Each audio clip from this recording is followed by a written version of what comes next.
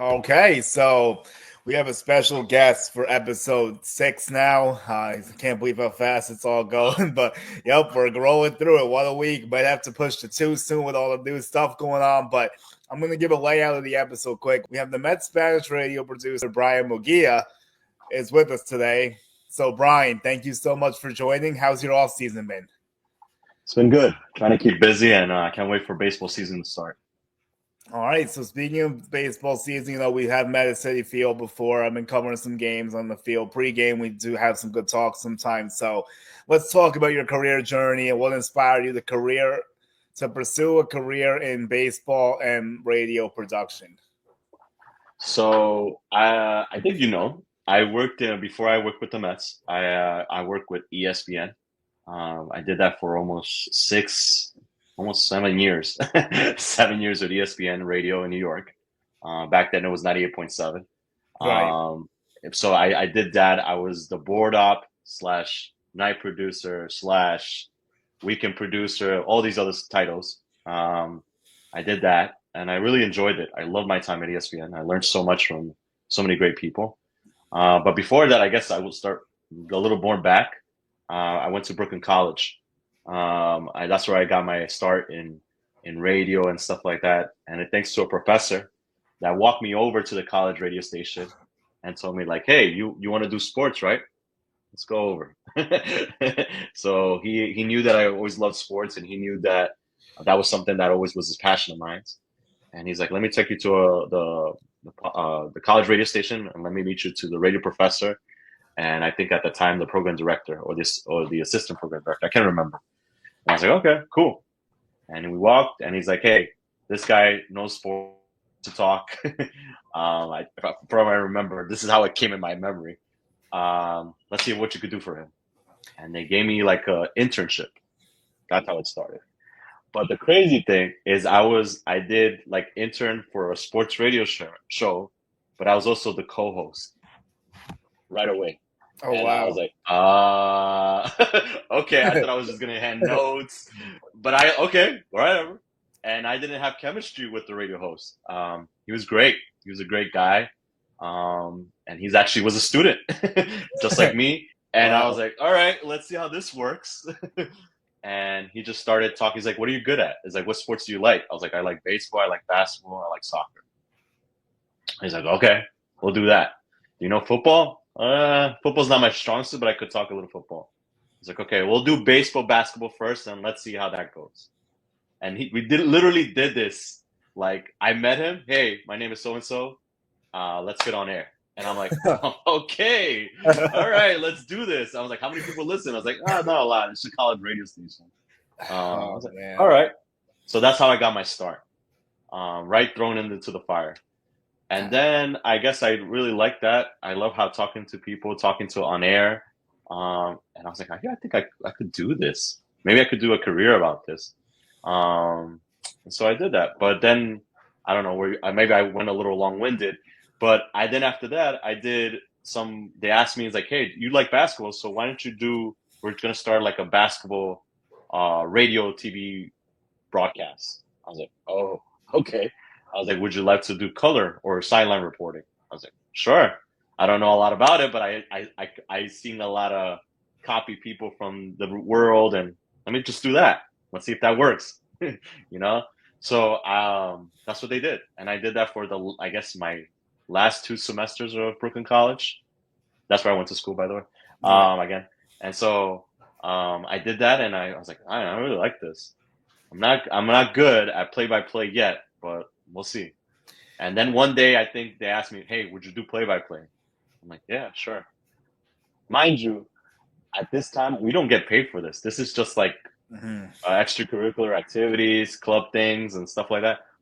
But it's cool because I get the experience, right? I can mess up. And I remember I was like, "How many people are listening?" It's like, "Oh, I don't know, maybe like a couple 200." I was like, "What?" I was like, "Oh no!" I got scared because I was like, "Oh no, what if one of my friends is listening? Is gonna make fun of me?" He's like, "No." He's like, "Did you share it somewhere?" I was like, Facebook," but I don't think people will care about it. And he's like, Huh. Go, do your thing." So I did that, and then I noticed that numbers would go more and more. like each week, I guess, because it was growing. We just started it, remember? So like then we did some broadcasting YouTube. I was like the sideline reporter, the soundboard operator. I did color. There was a guy that really did good play by play. So they put him for a lot of games do play by play. Like he was like the Kenny Albert because he sounded like Kenny Albert. Oh wow.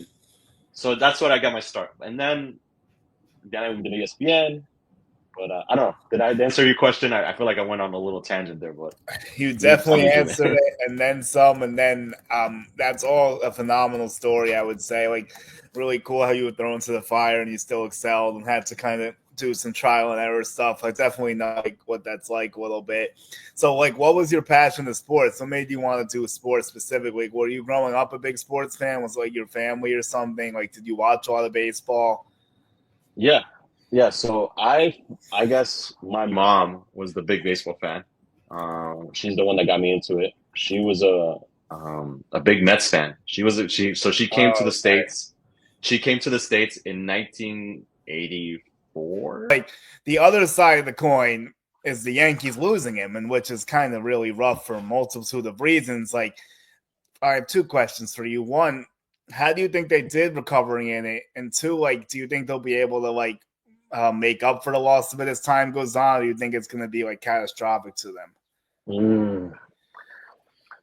Juan Soto was so he had I think I want to say he had probably his best year Yeah, I in think so. baseball. I think that's fair. Last year was probably his best year. Yep, I I was agree. I was watching like I was keeping track of what the Yankees were doing with him because I was curious How was it going to work with him and Aaron Judge? Aaron Judge is a superstar. um so I was like how's this gonna work now that with the Yankees and now that he's gone you got Cody Bellinger right Mm-hmm. you got what's this I forgot his name right now Goldschmidt. Goldschmidt. I don't know why. I was thinking Donaldson. I don't know why. Sorry. You got Goldschmidt. Glaber's gone. Yep, he's gone And too. so you got Volpe and all these other players. They look like they added more pieces. The bullpen is great. The Yankees bullpen is great. The Yankees starting rotation looks scary. I am like, whoa. If they stay healthy, that's a good team. Um, and then you got these pieces that you're like, okay, you still got LeMayu there. You Yeah. still got Oswaldo Cabrera. Let's see what he does. I like Cabrera. I think he's pretty good. And Wells and all these players. But I'm like, how is it going to work now that Judge doesn't have that backup? You know?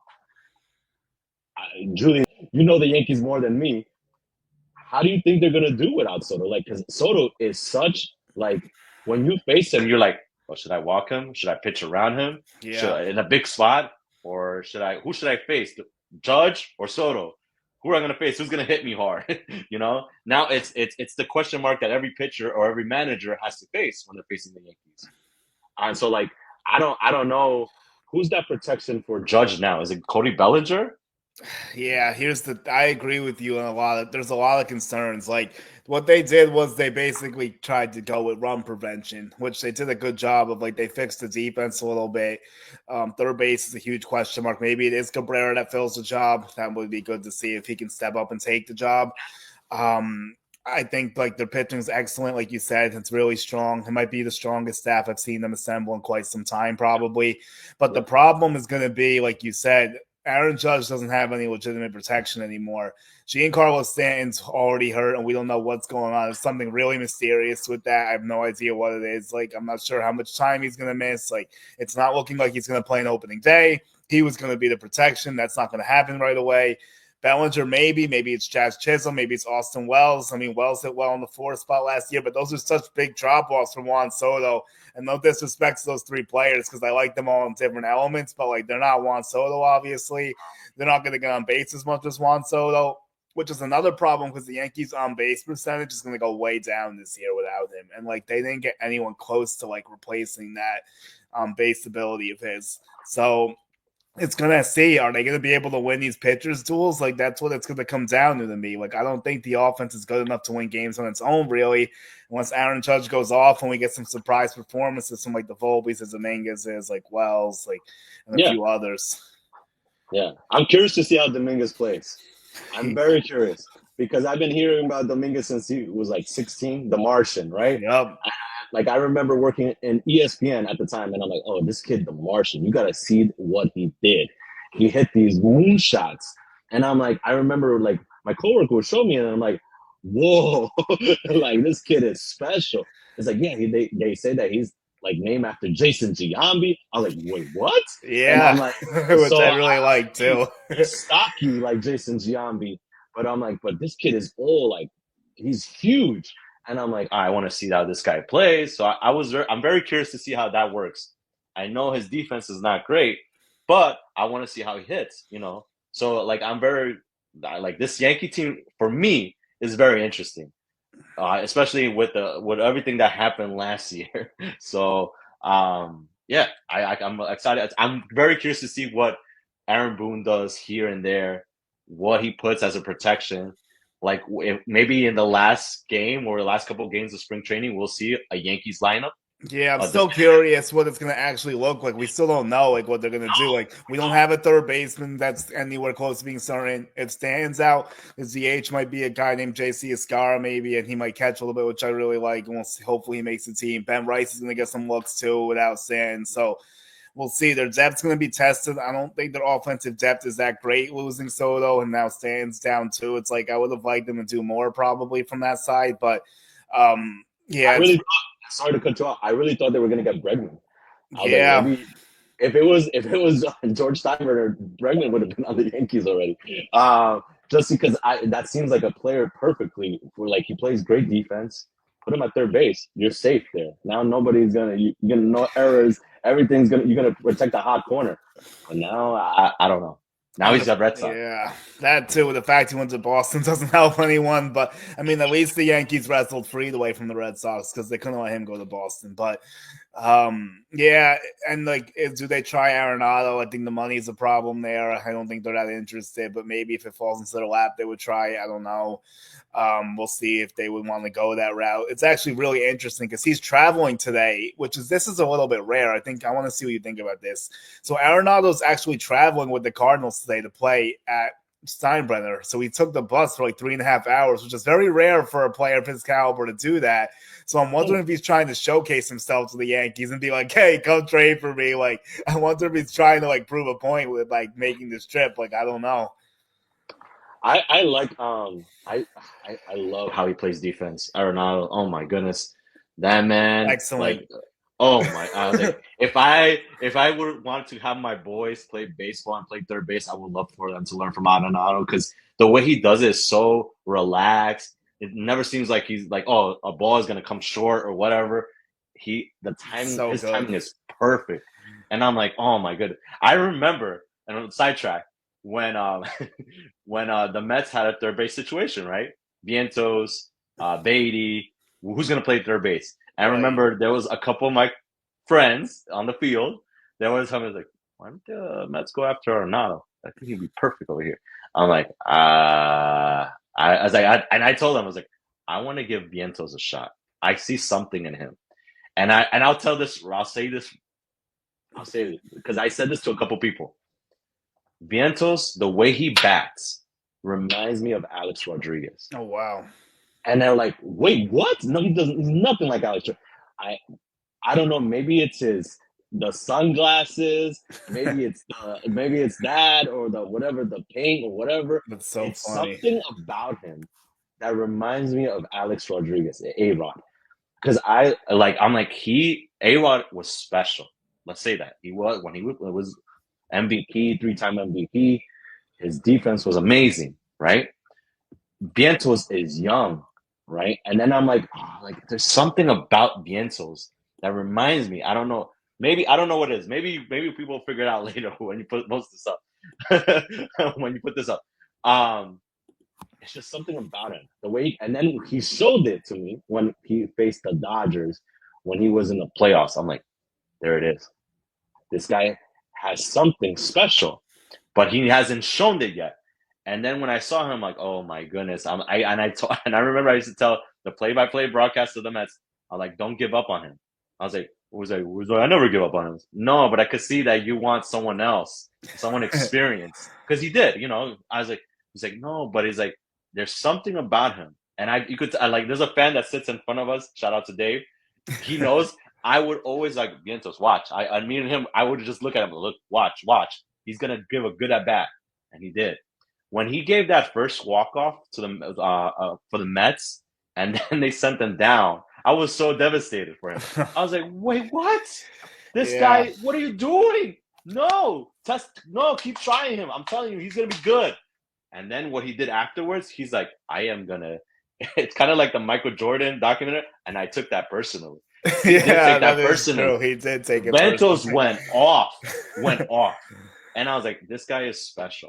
So I'm glad, and I'm excited to see him to have a full season, and see what he does, because there's something special with Vientos. I'm telling you. I'm gonna definitely that's definitely a social media clip for sure. We gotta see how people view it. You definitely people might disagree with me. You definitely gave me a good social media clip there, so I'm looking forward to seeing what people think, if they can see. They're gonna hate it. Similar, They're gonna hate it. It's okay. Sometimes we post the popular stuff, but it still gets views and engagement, so it's all good. I think Vientos is great as well. Breakout season last year for sure. I think it's like they were trying to figure out if it was him or Brett Beatty, but then like he overtook Brett Beatty. So like now what is Brett Beatty gonna do? I guess we'll see if he gets an option to do something this year. And I've been watching clips here and there, how he interacts, right? Brett Beatty has a beautiful swing. When you see him up close, you don't realize how big he is. And you're like, whoa, this guy's big. And I'm like, he has a beautiful swing. I think it's crazy because now I feel like it's Vientos' position. Yeah, I think that's fair. But I still think the Mets are not going to give on Beatty, and I won't give up on Beatty. I don't know. Maybe they want to put him in second base. Maybe they could play him in outfield. Maybe I don't know, or maybe they put Vientos DH eventually. I don't know. Yeah, there's still some options there. There's options there, but there's something Beatty has that we haven't seen fully yet. Like when he had that first home run, I think in his debut, when his parents were in the stands in Atlanta. Yep. Yeah. I was like, oh, whoa, against Atlanta? This is okay. This guy is special. But I feel like we haven't seen it yet. I want to be patient with him. I'm going to tell you something. I backed you up with him. I saw him play in Double-A against the Somerset Patriots one time, and he was bigger than I thought, too, when I saw him in person. We got to interview him. I spoke to him a little bit. It was like a media session. He had 2 bombs and 2 at-bats, and the game got rained out. I was like, oh, this guy might be pretty good. It was only Double-A, but, like, he launched 2 pull-side home runs, like, no doubters. And, like, I always thought he was a high-quality prospect. I think the Mets, like, he never found his rhythm quite yet. Like, I want to see if there's a chance for him to find the rhythm somewhere. If the Mets trade him, I could definitely see him playing well somewhere else, too, if they don't keep him. But, like, I want to see if they give him a look somehow. Like, I know they're trying him at second base, maybe.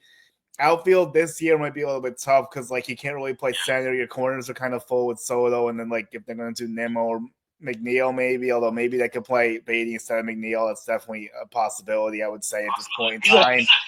He's athletic. You know him, but since you follow him in Double-A, you've probably seen him more. And I'm like, oh, this guy. Yeah, I only saw him at third down there, and I think he could be a good third baseman. But if the end was his third, I might need to see if he could do something else if they want to keep him. I love the lefty swing, though. I definitely agree with the lefty swing. It's very nice. I am a big fan of that. He definitely has some good components, I think. Like, I'm going to be curious to see if the Mets give him the runway or if he ends up going somewhere else. Yeah. So we're going to wrap up. We have like 2 questions left, basically. Pitching side, the injuries with Montas and Munguia. How concerned are you with the Mets pitching staff right now? Ooh. I'm a little concerned. I'm not going to lie. Severino had such a great year last year. I always loved how Severino pitched. Yeah, he was good. He was great. He had a career, and he loved his time with the Mets. I could tell. He was, he was the guy with the OMG sign. He was always goofing around, always loose, always having fun. You could tell. He definitely enjoyed growing the beard. And now it's funny the Yankees have the policy now that he's like no longer there. Like, as a Yankee, I liked Sevy too when he was healthy, and you guys got full health with him, which was good. Yeah. So Sean Manaea, like, I love Sean Manaea. I actually told him to be my tribal chief. I think he's great. I love his demeanor. I love his personality. It hurts, but this is baseball, right? It's a long season.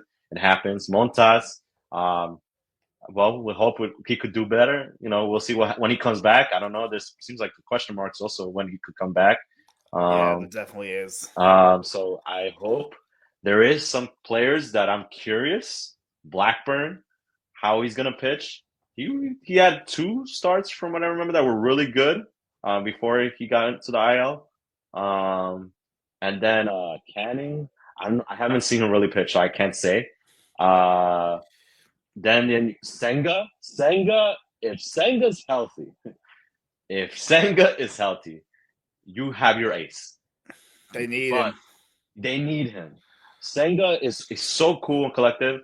I I like how he is, how he interacts with the people in the media because I observed how he does it, and I'm like, this guy gets it. He jokes around a lot too, you know. So I'm curious to see what he does. You got David Peterson. Oh my goodness! Great If season. David Peterson has another season like he did, and what he did in the playoffs, oh my goodness, that man is beautiful. The way he pitches, he didn't look nervous. I'm like, who is this David Peterson? After the IL, he was out for a while too. I'm like, Yeah. this guy, he got like something clicked. You Yeah, that know, was fun to see. It was fun to watch him pitch. and I'm like, this guy just like I want to see maybe he could be a potential All Star if he stays healthy because he has it. He's lefty, and then you have Tyler McGill, right? That they're I feel like they sent him down, they bring him back up. I'm curious to see what he does. Spring training will be interesting to see what he does too. I feel like they give him chances. He just got to take it. Yeah, this might be McGill's chance to like show who he is. He's going to have an opening here with all the injuries we're talking about. David Peterson was exceptional last year. He was definitely a welcome surprise considering like what he had done prior. I mean, he's a young guy still, so the book was not really fully open on him. I think Blackburn's actually intriguing. I remember him with Oakland. I thought he was pretty good a few times. He definitely has some nice off-speed stuff if they could get him going. Griffin Canning, like you, I'm not too familiar, but I've heard some good stuff about Griffin Canning. A lot of people seem to think that's a nice breakout candidate for you guys. So, for the Mets, I'll say. But like, we should see. I saw like David Peterson strike out 8 Orioles. I think one game I covered in 7 innings. He had a really good game that day. I think the Mets won a walk-off that day too, if I remember correctly. I forgot who hit it. Yes, it might have been that one actually. There you go. So that's definitely interesting. So last thing, do you think the Mets will try to go outside the organization to fill some of this pitching hole? Do you think Quintana can return? Do you think they've turned a page on Quintana? And like, there's definitely a few trade candidates I'm looking at too, but like, I'm curious if you think they'll do something before opening day there. I feel like David Stearns is not done yet. They feel like there might be 1 or 2 moves left, maybe. I can't see him like now with the pitching. We didn't expect this. This is baseball. We thought they were good, Right. but something always happens.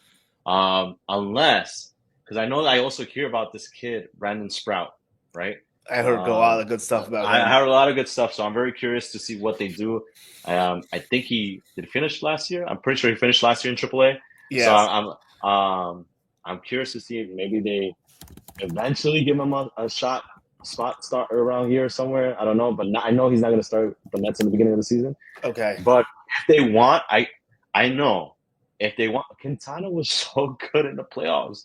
Give him another shot. Give him a year. Why not? He was so good. He's a veteran. I feel like he was healthy. What he did in the playoffs against Milwaukee was amazing, especially that do or die game. He was good. So I'm like, why not give him a shot? I would love to see him back, and I know he loved the organization. But those decisions are done well. People above my pay. Yeah, no, I feel you on that. There's a lot of. I can make like my fantasy acquisitions in my head, but I gotta keep them quiet sometimes because I'm like I don't want another team to steal it. But yeah, I think Quintana's great. I know there's rumors with Dylan Cease. That keeps seeing that. I saw one the other day with Stroman. I was like, okay. I don't know. I don't know. So. Because I know that I keep hearing that the Mets want to do a 6-man rotation. So yeah, that's a problem right now with the two guys injured. I don't know if you can even run 6 right now. You might have to go back to 5. I know they want 6 for Senga. I actually think Senga could win comeback player of the year, by the way. I did say that on the French podcast, by the way. So I'll give you some hope for Senga. I do think he's going to have to be critical this year. But I don't know how they could do 6 with the two guys injured right now. I'm not sure if that's going to work. That's why I'm curious if they're gonna sign one and pick someone up or trade whatever you did in the next couple of weeks. Yeah. Baseball season's about to start, so we'll see. We're under 30 days for the Yankees and Mets now. We're right around 29, I think, for each of the teams. I'll give you a few fun names I like. Since you don't want to do the names, I'll throw some names and we'll get going, I guess. So, obviously, Cease makes sense. Michael King, maybe, but the Padres might not do that. I'll give you 2 other guys that you will like, I think. Luis Castillo, but I think the Mariners' price is too high. But I think it makes a lot of sense for the Mets because it's a short-term thing that Stearns likes. It's only 3 years. It's not a long-term commitment if you trade for him. It's like 3 for 70-ish. I think maybe Mariners help with some money. Maybe you guys give a better prospect or something. And another intriguing one for you, I think you'll like this. How about Pablo Lopez? The Twins seem very stuck in the mud. They don't really seem like a contender, but they're not like awful. Like maybe you could trade for Lopez if the Mets overwhelm them, and maybe they'd be interested in getting some bats or something. I think he's one to watch maybe, and that might not be till like July. I don't know.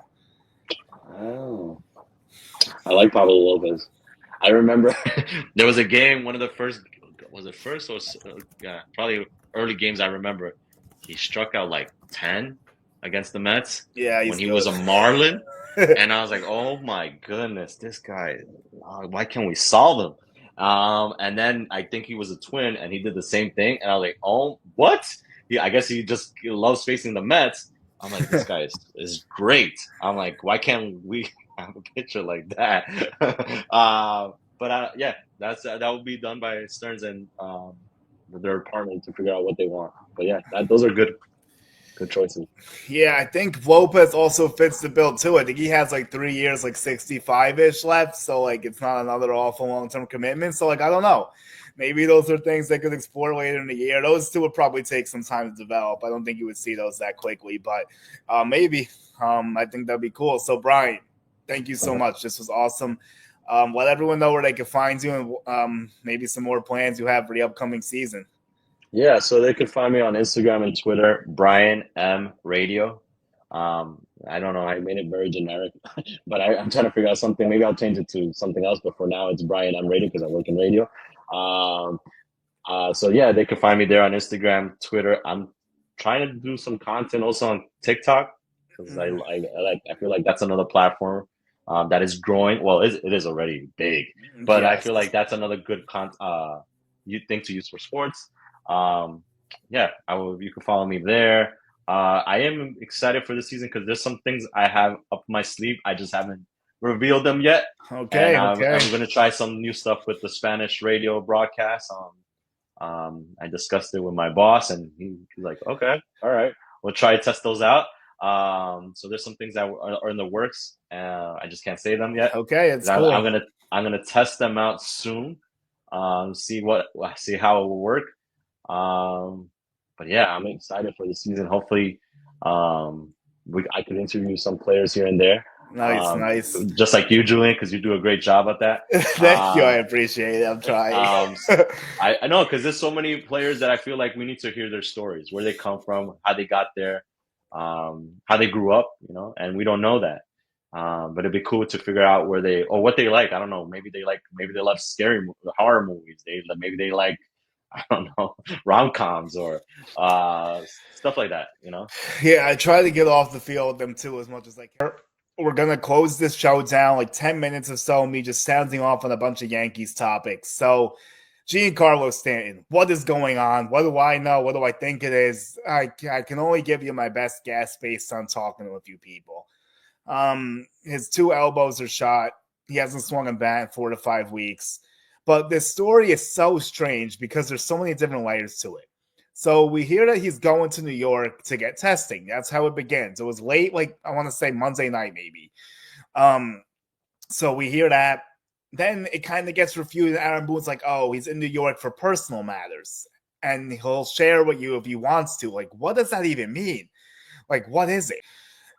Hopefully everything's okay. I'll start with that. I don't know if it's a family issue, so I'm going to say that first above anything else because his health is obviously a problem as well. But he lives in Los Angeles area, so if it was a family issue, I don't know why he would be in New York. But I don't know. Maybe something else is going on there. I think what's happening is he is getting an opinion on the elbows. They were saying Dr. Chris Amato, the Yankees team doctor, was looking at more stuff. And I think it's more serious than we know. I definitely think surgery's on the table. I don't know how long that recovery would be. I heard 2 to 3 months, and someone else said like 5 to 6. Like, it would be a long chunk of time. And then the thing that makes you think is that Aaron Judge says, I hope we get him back by the middle of the season. Like, I want a healthy G for the middle of the season. So I'm like, okay, that means he knows something. He probably anticipates he's going to be out for a while. He said he had dinner with him and he's been talking to him. That was before he left for New York. So Judge knows what's going on and knows something. We still haven't heard what the actual thing is from Boone because he's saying we're going to wait. We don't know. Like, he can't say anything right now. So it's all very weird. It's all very strange. And it's just a part of what Giancarlo is, unfortunately. He's got 3 years left on his deal. The money goes down through the next 2 years for the Marlins. But I don't know if he's going to end up going all the way through it because of health or whatnot. I really don't. 71 homers left to 500. Does he get it in the Yankees uniform? It will be nice. But I don't know if he's going to play enough games to make that happen. This year, I have no idea what to expect and when he could return. I am going to assume he's out for opening day. I think that's a very safe assumption based on the tea leaves. So that's how I'm operating right now. And if he is out for opening day, what's his replacement options? It's Ben Rice, probably. That's the guy who's at the front of the line now to DH more. JC Escara could catch and then Wells could DH. That's how I would mix and match this. That's what I would do. And again, I think he's going to make the team. I'll keep saying it until it happens. JC Escara is going to be the Yankees' backup catcher, and he will make the team. And he's going to play other positions sometimes too if they need him to. Maybe he could end up DHing sometimes. And I know it's a lefty, 2 lefty catchers. Too bad. Because Alex Jackson's not a good hitter, so they don't have a better righty option. It is what it is. Everyone's going to have to deal with it, and I think it's fine, honestly, if not more than fine. But Austin Wells is playing today. Whenever this airs, maybe it's after I post this or before, but whatever. So Arenado is making the trip to Steinbrenner, which is noteworthy because it's like a 3.5-hour bus ride from Jupiter to Tampa. And most of the time, the big players don't really travel in spring training. So is he trying to showcase himself to the Yankees for a trade? Will the Yankees and Cardinals actually talk about Arenado? I don't know. It's been like so many mixed signals and conflicting reports. A lot of great reporters are saying that the Yankees have zero interest, none. Then you have Cardinals reporters saying that there is interest. Then you have other Yankee reporters saying that maybe if the price comes down, it could happen. So there's a lot of layers to this thing. I don't think the Cardinals want Marcus Stroman. I think that's what the Yankees would try to push on them, but I don't think they're interested still. That's just my opinion, and it seems to be shared with other people. And then the other thing I would say about that is, like, Arenado's going to be a great defender. Like I've said a million times, he has like 10 gold gloves or whatever. His bat is declining, but could the Yankees get an uptick in his offense? Maybe, but the stadium doesn't fit him well. He would be happy with Goldschmidt and LeMahieu if they could even stay on the same team, because maybe LeMahieu wouldn't survive. And the other thing I'm starting to wonder is, why hasn't DJ LeMahieu played in spring training games? What are they trying to do there? Because you're seeing a lot of Peraza, a lot of Cabrera, but I don't know why Peraza keeps batting 9. They want to get more of a look of him. That's another concern, and they need to have options. I don't know, because like he's been batting below some scrubs. As well, Cabrera's been playing more with the backups, but they've been hitting him towards the top of the lineup. And then, like I said, Wells is going to play today for the first time in spring. Aaron Judge is expected to play Saturday, I think, March 1st still. Clark Schmidt is throwing on the side still this weekend, or he will throw on the side this weekend. I think there's some progress with Jake Cousins too. So I'm trying to check to see like how. Let me just check the latest updates to make sure I didn't miss anything here, and then I'm going to get going basically. So that's the moral of the story here. Yeah, Clark had 2 side sessions yesterday. There we go. Face hitter for the weekend, yes. Jake Cousins is scheduled to start throwing Monday. after his reimaging looked okay. Garrett Cole's going to make his Garrett Cole's going to make Garrett Cole's going to make a spring debut on Friday against the Blue Jays at Steinbrenner, and he's going to be backed up. This is exclusive news. No one else knows this, so shout out to Sean Boyle. My guy Sean Boyle is going to be pitching in relief after Garrett Cole, and I'm going to have a story on him too, so everyone stay tuned for that. Incredible kid. He's been through a lot. He's 25 now. He's been to AAA. He's had some Tommy Johns. He's been a starter. He's been a reliever. He's not going to lay up the radar gun, but this guy knows how to pitch. He pitches with finesse, location, breaking balls, movements, like colors, a bunch of different stuff in his arsenal, and it's very good to see. So I'm extremely happy for Boyle, how he's fought back from Tommy John and everything, and I'm excited to see what he's going to do against the Blue Jays on Friday. His first outing was pretty good. He also struck out Aaron Judge in YBP. That made a lot of waves. And Judge asked what he was throwing, and then Boyle was like letting him know because he wouldn't face him again, which is kind of cool. And he's also been taken under the wing of Garrett Cole, which is phenomenal, obviously. So that's great to hear as well. And I'm excited for Boyle. I think he could be great starting depth still. Does he get a shot out of the bullpen and get a call to show quicker? It's possible. You would think he starts in AAA again after being fully healthy now.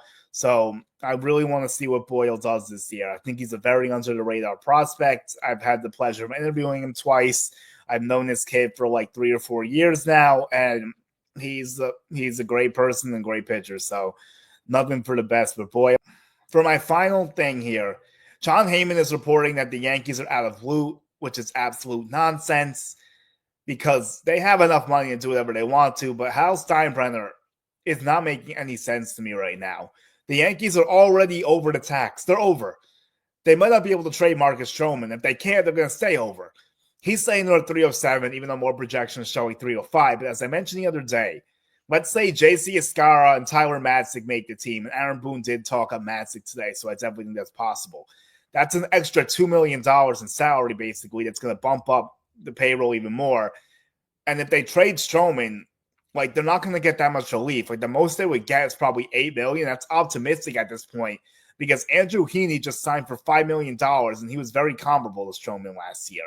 So I don't know what the Yankees think they're going to do with that. Jose Quintana still wasn't signed. You can make a case he was better than Stroman, probably was, if we're being honest. And then Kyle Gibson was similar too, although he's older. But until Quintana signs, I don't even know if there will be a Stroman move potentially. He's not going to go to the Mets because the Mets like don't want to have him back. And I think like they would take Quintana if they were going to choose between the two.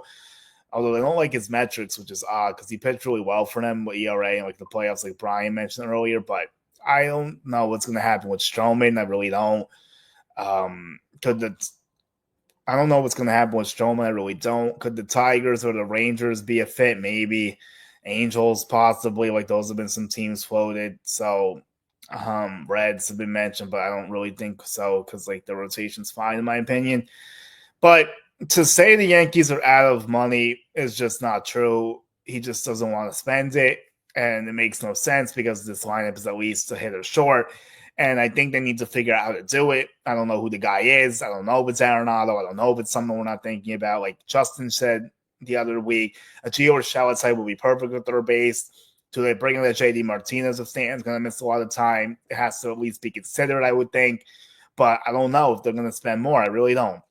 Their pitching is 100% fine. They don't need anything with pitching, but their hitting needs a lot of work. And I don't know if it's going to be good enough for where this team wants to go this year. I really don't. And relying on the trade deadline is a dangerous game because then they're going to say, oh, you know, we tried. We couldn't match up. They were asking for too much. Like how many times have we heard Cashman say that? And that's exhausting when the team has needed help. He hasn't gotten it. And that's with or without financial restraints from Hal. How much is Hal going to want to go up more if he can't get under the tax? Like these are all tough questions right now. And I don't have a clear answer to them, but we're going to see. We're under 30 days to opening day. Everyone, thank you so much. This was a long-winded episode. I appreciate it. Everyone, follow us at Our Skeena everywhere, all social media platforms. And my personal stuff is Julian Galardi 11 on Instagram. It's Julian Galardi 1 on Twitter. My TikTok is Julian Guardi as well. I'm doing a little more stuff on there. And then YouTube, you can also check it out as well. So thank you, everyone. I appreciate it, and have a good one.